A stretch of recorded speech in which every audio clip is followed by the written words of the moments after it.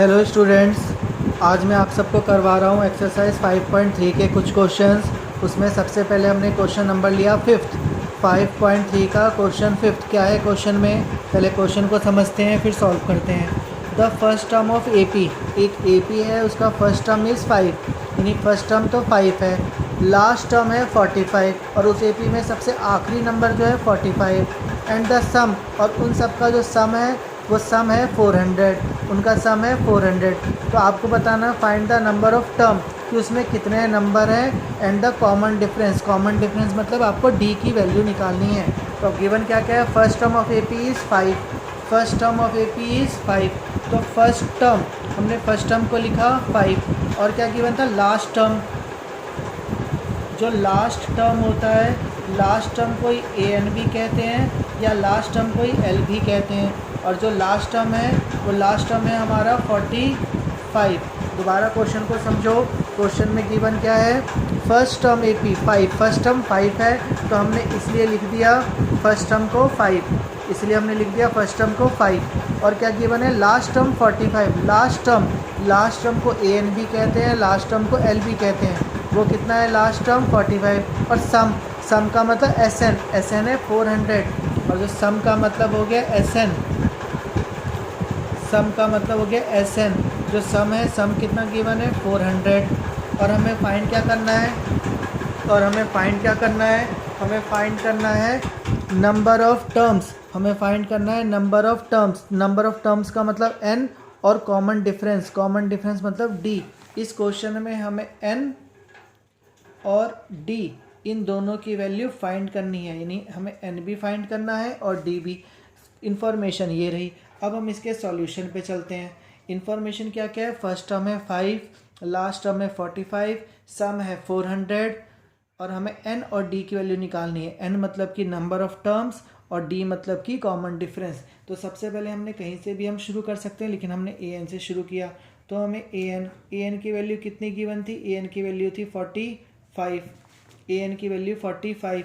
और sn की value हमें पता थी 400, sn की वैल्यू 400। हम an का भी फॉर्मूला पहले लगा सकते हैं, लेकिन मैं पहले अभी आपका sn का फॉर्मूला लगा रहा हूँ। sn का फॉर्मूला आपने क्या सीखा है, n/2 a1 प्लस an, 400 का 400, यानी ये sn का फॉर्मूला होता है, ये sn का फॉर्मूला होता है n/2 a1 प्लस an।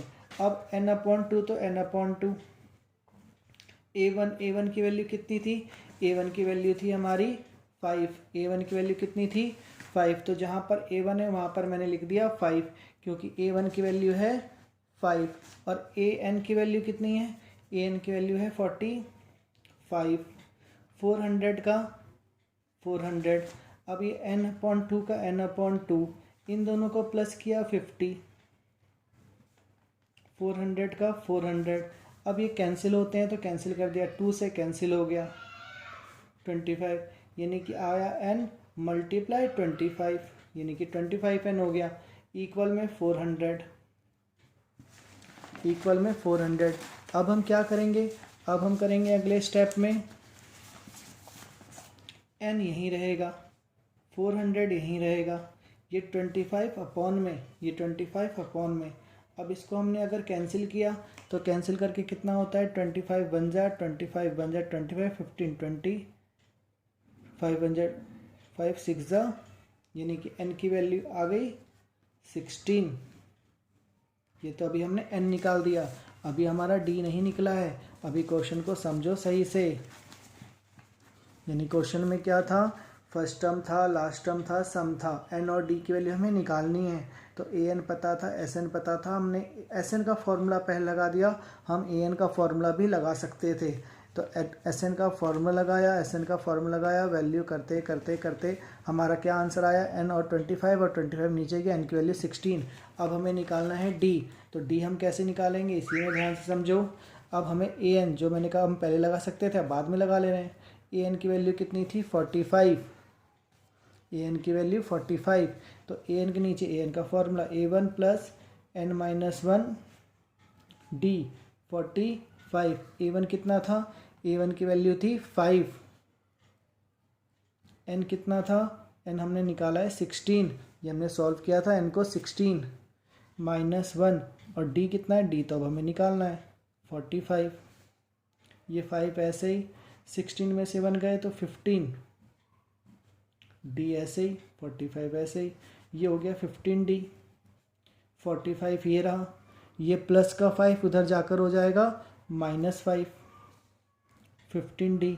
इसको माइनस कर दिया तो आ गया 40, d यहीं पर 40 यहीं पर, 15 नीचे आ जाएगा, ये वाला 15 नीचे। अब इसको 5 से कैंसिल किया, 5 3 जा 5 8 जा, कट कट d की वैल्यू आ गई 8/3। ये भी आंसर। हमें d की वैल्यू निकालनी थी और n की वैल्यू निकालनी थी, d और n की वैल्यू निकालनी थी। क्वेश्चन को समझो, a1 पता था, लास्ट टर्म पता था sn, तो an sn, हमने sn का फॉर्मूला अप्लाई किया, हमने n की वैल्यू निकाल दी, उस n की वैल्यू को हमने लगाया, फिर हमने d की वैल्यू निकाल दी, यानी हमारा d भी आ गया, sn भी आ गया। समझो और नोट करो, वीडियो को पॉज करके नोट करो।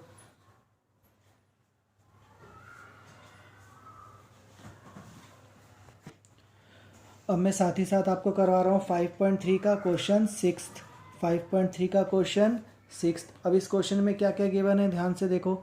The first and last term इतना और इतना है, 17 है और 350।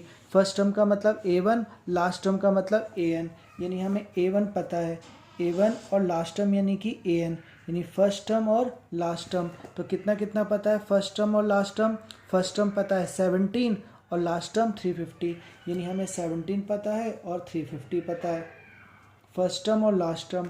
और क्या हमें मालूम है, if the common difference, common difference किसको कहते हैं, डी को, जो कॉमन डिफरेंस है इस 9, और जो कॉमन डिफरेंस है यानी डी की वैल्यू है वो है 9, कॉमन डिफरेंस है 9, कॉमन डिफरेंस यानी कि डी। और हमें फाइंड क्या करना है, how many terms, how many terms का मतलब नंबर कितने होंगे, हाउ मैनी टर्म्स। और हमें क्या निकालना है, व्हाट इज़ देयर सम, सम मतलब n और Sn, हमें n भी निकालना है और Sn भी निकालना है। बस ये बन गया हमारा क्वेश्चन। हमें a1 पता है, an पता है, d पता है, n और Sn हम निकालेंगे। तो सबसे पहले इसके सॉल्यूशन पे हम क्या जाते हैं, हम जाते हैं an पे। an की वैल्यू कितनी है, 350, an की वैल्यू है 350। हम an के नीचे an का फॉर्मूला लगाएंगे। an का क्या फॉर्मूला होता है, a1 प्लस n-1 d। हमने an के नीचे an का फॉर्मूला लगाया, 350 का 350, an के नीचे an का फॉर्मूला। अब वैल्यू लगाओ, a1 कितनी है तो 17, n कितना है मालूम नहीं, n तो हमें फाइंड करना है, और d कितना है, d हमें मालूम है 9, इक्वल में 350, 17 का 17। फिर हम जैसे सारे क्वेश्चन में सीख रहे हैं, 9 को इससे भी मल्टीप्लाई और इससे भी, 9 को इससे मल्टीप्लाई किया तो 9n, 9 को इससे मल्टीप्लाई किया तो 9 1 जा 9, यानी 9 को हम n से भी मल्टीप्लाई करेंगे, 9 को 1 से भी, इक्वल में 350। अब 9n तो 9n रह गया, 350 का 350, ये 17 उधर जाएगा तो माइनस, 9 उधर जाएगा तो प्लस, यानी कि 17 उधर गया तो माइनस, -9 उधर गया तो प्लस, क्योंकि n वाले को छोड़कर हमने बाकी नंबर दूसरी साइड कर दिए तो उनके साइन बदल गए।